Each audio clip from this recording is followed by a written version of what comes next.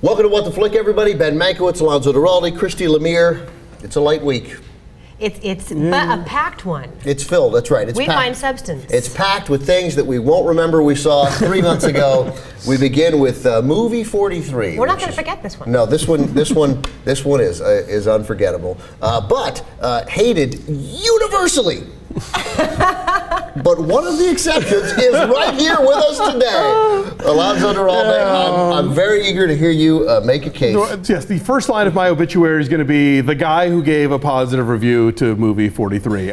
In the tradition of Kentucky Fried Movie and Amazon Women on the Moon, this is a sketch comedy film featuring various directors and a cavalcade of stars. More stars than there are in the heaven, as MGM used to say. Oscar winners like Halle Berry and Kate Winslet, and nominees like Naomi Watts and Hugh Jackman, and tons of other people. And the humor is raw and crude and disgusting and pushes it to the limit. And I thought it was funny, but apparently I'm in the minority. Take a look. Truth or dare? Dare. See that blind kid over there? I dare you to Blow out his candles before he gets a chance to. They homeschool their son. It's very important that Kevin has a normal and complete high school experience. Dropped your books, fuckface. I'd like to object to 3 things in your introduction. It's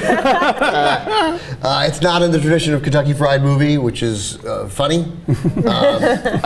You also then have now tied this into MGM's golden age. And then finally, you talked about the humor being crude. The humor is non-existent. That's the problem with it. I mean, I know that Christy and I and others will have the exact same the scatological stuff. I mean, Bridesmaids proved that you can make scatological funny if it's contextual. And I thought but other than that, this just grossed me out on a couple of occasions, and I was so incredibly bored. I was so bored. It's repetitive. Yeah. I want to throw something out. I saw this movie Thursday night because they didn't show it to the press. Imagine that. The Thursday night 10 p.m. screening in a fairly full theater. Yeah, and I, granted, laughed more than most of the people in there, but there was at least a general vibe of not hating this. Everybody else I know that saw it went to a morning matinee in with 4 people in a huge theater. Right, that's where I saw it. Deadly silent.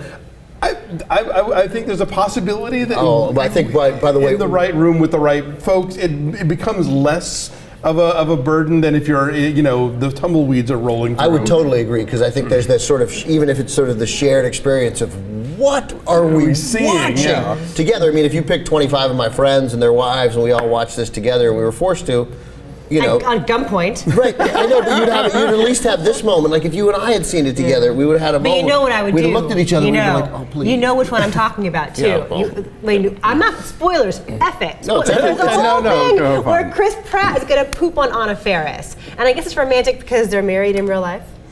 I thought they married. I thought they were just a couple there. But they're together. They're together. Okay, I remember seeing that premise of the trailer going, no. But what made that funny for me was the follow-up discussion with JB Smoove about what to eat.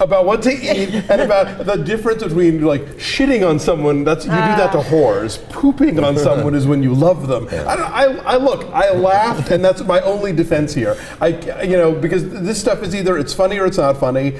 And I thought it was funny, so that's all I got. Now these things are inherently hit and miss, right? Even if it's good, and it's not consistently, great. No. But even something like Paris Je t'aime, like any kind of thing where it's a collection of vignettes, they're not all going to be great, right? But the ratio of miss to hit here is enormous. I would say I can tell you exactly what I laughed at. The idea of Liev Schreiber and Naomi Watts hazing their homeschooled kid is a very, very funny idea. To give them the school experience. That's funny. The whole thing with Emma Stone and Kieran Culkin, where their love-hate banter is broadcast over the supermarket loudspeaker, that was pretty funny. But that's about Halle Berry playing Truth or Dare? I like Stephen Merchant, so good to see him anytime he just showing up and being himself. But I thought that went on past when it was funny. I mean, it was like the worst part of what you say about the worst Saturday Night Live skits, and I long have loved Saturday Night Live, but there are moments at the back end of the show sometimes where you're like, and I thought the idea, if you tell me, and I get the pitch, ironically, since this whole thing is sort of based on a pitch meeting, the pitch meeting of daring somebody to blow out a blind kid's birthday candles before he gets the chance to. It's a funny That's idea. funny. Yeah. That's funny. But as it went on, then it wasn't funny. So what happens Kate then? Winslet's responses? Oh my God, no! That was I was squirming. That was never funny. I thought That was she was never funny. hysterically funny. No, That was no, no. the first one shot.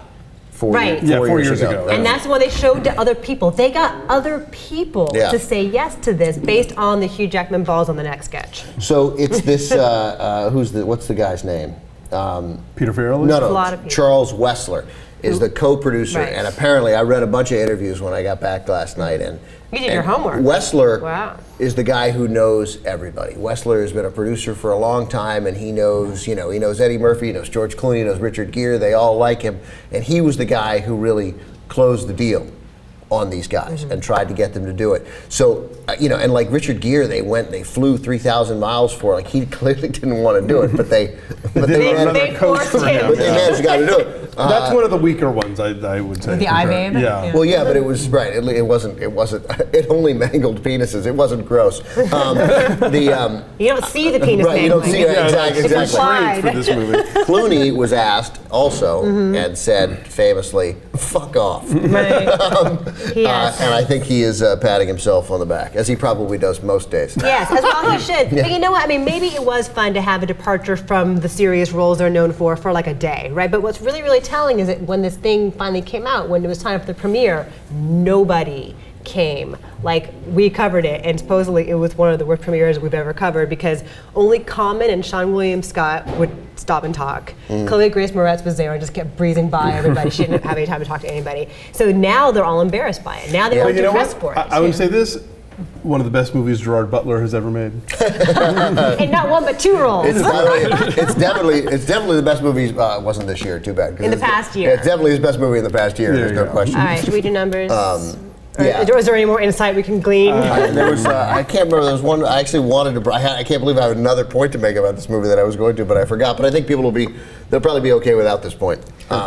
Farrelly is making excuses for why the stars aren't promoting it. Oh, I remember. It's because when in one interview somebody asked Farrelly about Winslet and her appearance on Extras. Did you see that? The Ricky Gervais show? That's hilarious. Yeah. She's fantastic. And they're like, yeah, we learned, I saw that, the interviewer asked, I saw that and realized that stars with this image, like to sort of break that image down. But that was so artful and sophisticated and incredibly funny about the lengths she will go to win an Oscar. You gotta play somebody helping the Jews in the Holocaust. and you're in. And she's so cynical about it. That's cute. And it's great. But this lacked none of that finesse for me. Okay, so numbers. What's your number? A shockingly high number. Come to me last. Yeah. Okay, yeah. Okay, so you I gave it first. a 0.8. All right, I give it a 1.3. I laughed Boy, a couple of you're times. janking it up. And now, da da da da. Look, these things are funny or they aren't funny. I thought it was funny. I give it a 7. Okay, so our average is a 3.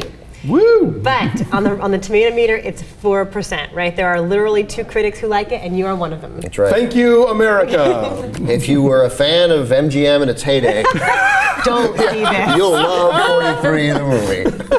Bye.